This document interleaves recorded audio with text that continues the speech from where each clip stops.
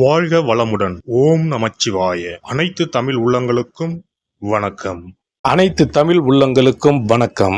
நாம் இந்த பதிவில் மார்கழி மாதத்திற்கான 12 ராசிகளின் பலன்களையும் அதற்கான பரிகாரங்கள் என்னென்ன என்பதையும் இந்த பதிவில் விரிவாக காண்போம். எல்லோர் வாழ்விலும் வளமும் நலமும் செல்வ செழிப்பும் பெற எல்லாம் வல்ல இறைவனை வேண்டுகிறேன். ஓம் நம சிவாய. ரிஷபராசி அன்பர்களுக்கு கிருத்திகை 2ஆம் பாதம் முதல் ரோஹிணி மிருகசீரிடம் 2ஆம் பாதம் வரை பணியிடத்தில் திட்டமிட்டும் நேரம் தவறாமலும் செயல்பட்டா சங்கடங்கள் நீங்கி சாதகங்கள் உருவாகும். சிலருக்கு இடமாற்றம் பதவி மாற்றம் வரும். மறுக்காமல் ஏற்றுக்கொள்ளுங்கள். பணி சார்ந்த பயணம் செல்லக்கூடிய சமயத்தில் உரிய பத்திரங்களை பத்திரமாக வைத்துக் கொள்ளுங்கள். பொறுப்பு சுமை பற்றியோ மேலிடத்தை பற்றியோ உங்க நிழல் கிட்ட கூட புலம்ப வேண்டாம். செல்போன்ல பேசும் சமயத்தில் கூட வார்த்தைகளில் நிதானமாக இருங்கள். எந்த காரணத்தை முன்னிட்டும் வீண் ரோசத்தால இருக்கிற வேலையை உதறினீங்கன்னா அப்புறம் வேலை தேடுறதே வேலையாகிவிடும். அவசியமான யோசிங்க. விட்டு கொடுத்து போனா வீட்டில் விசேஷங்கள் வரும். சுபகாரியங்கள்ல வீண் ஆடம்பரம் வேண்டாம். ஆடை ஆபரணம் பொன் பொருள் சேரும். வரவு சீராக இருக்கும். வரவில் ஒரு பங்கை சேமிக்க பழகுங்கள். வீணான சகவாசம் தேனாக பேசி உங்கள் குடும்பத்தில் விஷயங்கள்ல பஞ்சாயத்து சொல்ல நினைக்கலாம். அவங்க வார்த்தைகள்ல மயங்கினா உங்க வாழ்க்கை தான் வீணாகும்.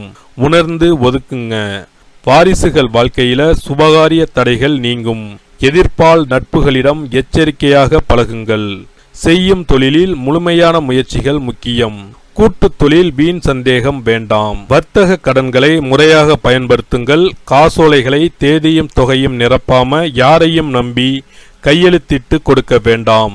புதிய முதலீடுகளை அனுபவம் மிக்கவங்க ஆலோசனை கேட்டு செய்யுங்க. நெருப்பு ரசாயனம் சார்ந்த பணிகளில் உள்ளவங்க கூடுதல் கவனமாக இருக்க வேண்டும். நிதானத்தை கடைபிடிச்சா நிச்சயமாக முன்னேறலாம். நீங்கள் எதிர்பார்த்து காத்திருந்த விஷயங்கள் உடனே முடியும். கல்யாண விஷயங்கள் கூடி வரும். புது வாகனம் வாங்குவீர்கள். சிலர் வீட்டில் கூடுதலாக அறை கட்டுவீர்கள். புது வீடு கட்டவும் சரியான நேரம் இது. சுயநலவாதிகளை அடையாளம் கண்டு ஒதுக்குவீர்கள். ஆடம்பர செலவுகளை குறைப்பீர்கள். எனினும் பல சவால்களை எதிர்கொள்ள வேண்டி வரும். அடுக்கடுக்காக செலவுகள் இருந்தாலும் அதற்கேற்ற வருமானமும் உண்டு. அவ்வப்போது உடல் நிலையையும் கவனித்துக் கொள்ளுங்கள். எந்த விஷயத்தையும் ஆழ்மனதில் போட்டு வைத்துக் கொள்ள வேண்டாம். சின்ன சின்ன செலவுகள் அதிகமாகிக் கொண்டே போகும். கொஞ்சம் கடன் வாங்க வேண்டி இருக்கும். பூர்வீக சொத்தில் பாகப்பிரிவினை நல்ல விதத்தில் முடியும். சிலருக்கு வெளிநாட்டு பயணம் சாதகமாகும். உடல் நலத்தில் அதிக கவனம் செலுத்துங்கள். உணவில் உப்பு காரத்தை குறைத்துக் கொள்ளுங்கள். அவசரகதி உணவுகளை அறவே தவிர்க்கவும். வாக்கிங் உடற்பயிற்சி யோகா செய்வதை பழக்கமாக்கிக் கொள்ளுங்கள். கணவன் மனைவிக்குள் பிரச்சனைகளை பெரிதுபடுத்த வேண்டாம். மனதுக்கு சரி என்று படும் விஷயங்களை மட்டும் செய்யுங்கள். பிள்ளைகளிடம் உங்களின் கோபத்தை கொட்ட வேண்டாம். உணர்ச்சி வசப்படாமல் முடிவு எடுப்பது நல்லது.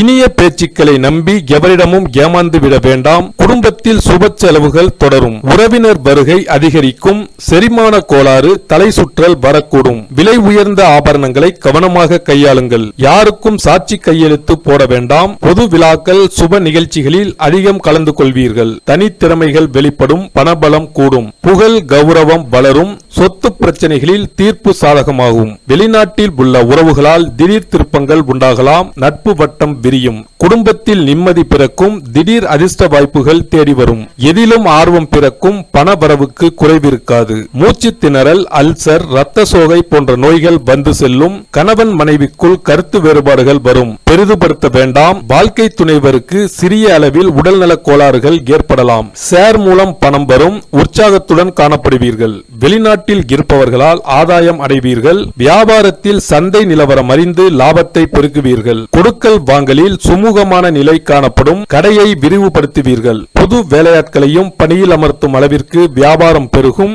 உத்தியோகத்தில் உங்களின் திறமை வெளிப்படும். பதவி சம்பள உயர்வு வந்து சேரும். மொத்தத்தில் பிப்ரவரி மாதம் புதிய வாய்ப்புகளை அள்ளித் தருவதாக அமையும். பரிகாரங்கள்: பிள்ளையாருக்கு பாலாபிஷேகம் செய்து வழிபடுங்கள். அருகில் உள்ள சிவாலயங்களில் பிரதோஷ வழிபாட்டுக்கு அபிஷேக திரவியங்கள் வாங்கி கொடுங்கள். சங்கடங்கள் நீங்கும். நன்மைகள் கைகூடும்.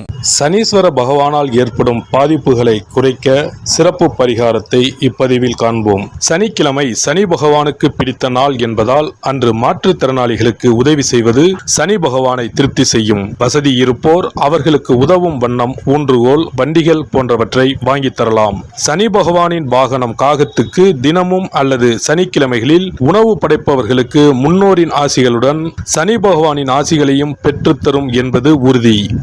தானத்தில் சிறந்தது அன்னதானம். ஒருவர் பசியாறும் போது அவரது வயிறு குளிர்ந்து நமக்கு அவரது வாழ்த்துக்கள் கிடைக்கும்.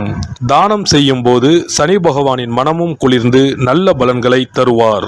சனி பகவானுக்கு கருப்பு நிறம் மிகவும் பிடிக்கும் என்பதால் எள்ளு பொடி அல்லது எள்ளு கலந்த சாதத்தை வைத்து வழிபடலாம். சனி பகவான் சில நேரங்களில் அவமானமான கஷ்டங்களை நமக்கு ஏற்படுத்துவார். அதை தடுக்க கருப்பு கலந்த வஸ்திர தானத்தை ஏழை எளியோருக்கு சனீஸ்வரர் குடிக்கொண்டுள்ள தலங்களில் செய்யலாம். காரணம், ஒருவருக்கு வஸ்திரம் தருவது என்பது அவருடைய மானத்தை காக்கும் செயல் என்பதால் இந்த வஸ்திர தானத்தால் சனி பகவானின் கருணை பார்வை நம்மீது விழும் என்பது ஐதீகம். இந்த வீடியோ உங்களுக்கு பிடிச்சிருந்தா லைக் பண்ணுங்க, ஷேர் பண்ணுங்க அண்ட் சப்ஸ்கிரைப் பண்ணுங்க. பக்கத்துல இருக்க பெல் ஐகானை கிளிக் பண்ணுங்க. நன்றி, வணக்கம், வாழ்க வளமுடன்.